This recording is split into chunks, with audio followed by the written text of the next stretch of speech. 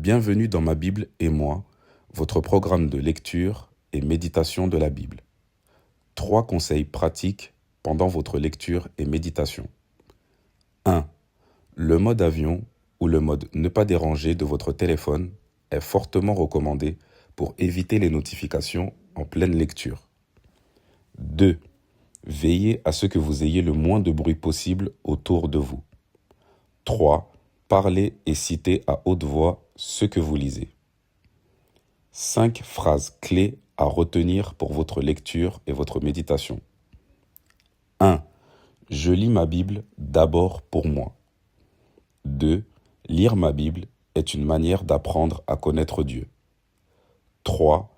Quand j'ouvre ma Bible, c'est Dieu qui me parle. 4. Ma connaissance, c'est Jésus-Christ. 5. Quand j'ouvre ma Bible, je nourris ma relation avec Dieu. Nous passons à la lecture. Matthieu chapitre 5. Voyant la foule, Jésus monta sur la montagne, et après qu'il se fut assis, ses disciples s'approchèrent de lui.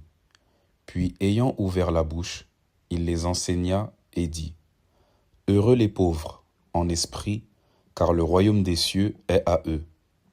Heureux les affligés, car ils seront consolés. Heureux les débonnaires, car ils hériteront la terre. Heureux ceux qui ont faim et soif de la justice, car ils seront rassasiés. Heureux les miséricordieux, car ils obtiendront miséricorde. Heureux ceux qui ont le cœur pur, car ils verront Dieu. Heureux ceux qui procurent la paix, car ils seront appelés fils de Dieu. Heureux ceux qui sont persécutés pour la justice, car le royaume des cieux est à eux. Heureux serez-vous lorsqu'on vous outragera, qu'on vous persécutera et qu'on dira faussement de vous toutes sortes de mal à cause de moi. Réjouissez-vous et soyez dans l'allégresse, parce que votre récompense sera grande dans les cieux. Car c'est ainsi qu'on a persécuté les prophètes qui ont été avant vous. Vous êtes le sel de la terre, mais si le sel perd sa saveur, avec quoi la lui rendra-t-on ? Il ne sert plus qu'à être jeté dehors et foulé aux pieds par les hommes. Vous êtes la lumière du monde. Une ville située sur une montagne ne peut être cachée. Et on n'allume pas une lampe pour la mettre sous le boisseau, mais on la met sur le chandelier et elle éclaire tous ceux qui sont dans la maison. Que votre lumière luise ainsi devant les hommes, afin qu'ils voient vos bonnes œuvres et qu'ils glorifient votre Père qui est dans les cieux. Ne croyez pas que je sois venu pour abolir la loi ou les prophètes. Je suis venu non pour abolir, mais pour accomplir. Car je vous le dis en vérité, tant que le ciel et la terre ne passeront point, il ne disparaîtra pas de la loi un seul iota ou un seul trait de lettre jusqu'à ce que tout soit arrivé. Celui donc qui supprimera l'un de ces plus petits commandements et qui enseignera aux hommes à faire de même sera appelé le plus petit dans le royaume des cieux. Mais celui qui les observera et qui enseignera à les observer, celui-là sera appelé grand dans le royaume des cieux.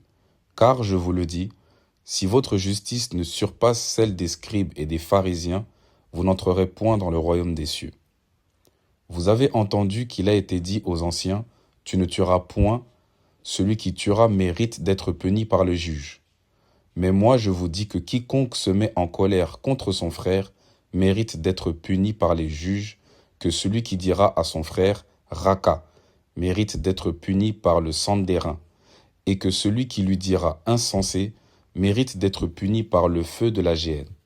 Si donc tu présentes ton offrande à l'autel, et que là tu te souviennes que ton frère a quelque chose contre toi, laisse là ton offrande devant l'autel, et va d'abord te réconcilier avec ton frère, puis viens présenter ton offrande.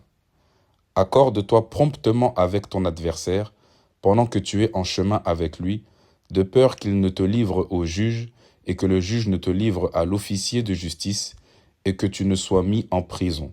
Je te le dis en vérité, tu ne sortiras pas de là que tu n'aies payé le dernier cadran.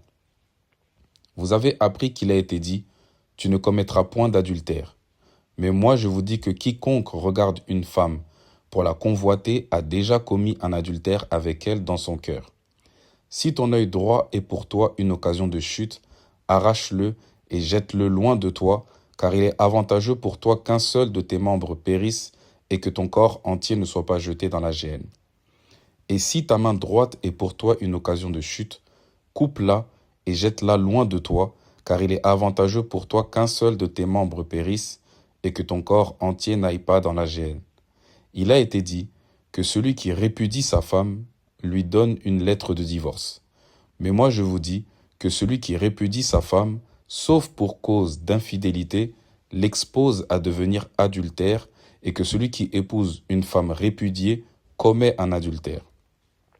Vous avez encore appris qu'il a été dit aux anciens, « Tu ne te parjureras point, mais tu t'acquitteras envers le Seigneur de ce que tu as déclaré par serment. » Mais moi je vous dis de ne jurer aucunement, ni par le ciel, parce que c'est le trône de Dieu, ni par la terre, parce que c'est son marchepied, ni par Jérusalem, parce que c'est la ville du grand roi. Ne jure pas non plus par ta tête, car tu ne peux rendre blanc ou noir un seul cheveu. Que votre parole soit oui, oui, non, non. Ce qu'on y ajoute vient du malin. Vous avez appris qu'il a été dit œil pour œil et dent pour dent. Mais moi je vous dis de ne pas résister aux méchants. Si quelqu'un te frappe sur la joue droite, présente-lui aussi l'autre. Si quelqu'un veut plaider contre toi et prendre ta tunique, laisse-lui encore ton manteau. Si quelqu'un te force à faire 1000, fais-en 2 avec lui. Donne à celui qui te demande et ne te détourne pas de celui qui veut emprunter de toi. Vous avez appris qu'il a été dit, tu aimeras ton prochain et tu haïras ton ennemi. Mais moi je vous dis, aimez vos ennemis, bénissez ceux qui vous maudissent, faites du bien à ceux qui vous haïssent et priez pour ceux qui vous maltraitent et qui vous persécutent, afin que vous soyez fils de votre Père qui est dans les cieux, car il fait lever son soleil sur les méchants et sur les bons, et il fait pleuvoir sur les justes et sur les injustes. Si vous aimez ceux qui vous aiment, quelle récompense méritez-vous? Les publicains aussi n'agissent-ils pas de même? Et si vous saluez seulement vos frères, que faites-vous d'extraordinaire? Les païens aussi n'agissent-ils pas de même? Soyez donc parfaits, comme votre Père céleste est parfait. Fin de la lecture. Un point a été relevé dans ce chapitre.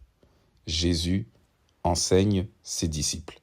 À la suite de votre lecture et votre méditation, n'hésitez pas à nous partager en commentaire les points que vous avez relevés de ce chapitre. Rendez-vous au prochain épisode.